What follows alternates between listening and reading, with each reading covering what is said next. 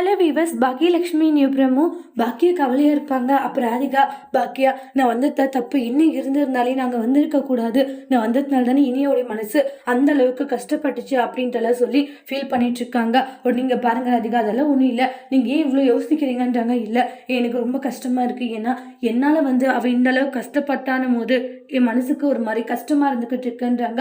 ஏன்னா இனியா நான் வராது இருந்தால் கண்டிப்பாக அவள் தான் ஃபஸ்ட்டு பரிசு வாங்கியிருப்பா. ஆனால் நான் எவ்வளோ கோபிக்கு சொன்னேன், ஆனால் கோபி கேட்கல, என்னை கம்பல் பண்ணி கூட்டிகிட்டு வந்துட்டாரு. ஆனால் இப்போ இனியாவை நினைக்கும் போது எனக்கு ரொம்ப ரொம்ப கவலையாக இருந்துக்கிட்டு இருக்கு அப்படின்ட்டுலாம் சொல்லிட்டு பயங்கரமாக ஃபீல் பண்ணுறாங்க. இங்கே பாருங்க ராதிகா, அதெல்லாம் ஒன்றும் இல்லை, நீங்கள் ஃபீல் பண்ணாதீங்க சரிங்களான்றாங்க.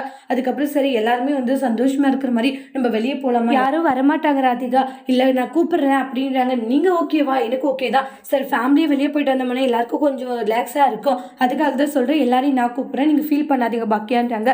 சரி ஓகே, நீங்கள் கூப்பிடுங்க, எல்லாரும் வந்தால் போயிட்டு வரலாம் அப்படின்னு பாக்கியா சொல்கிறாங்க.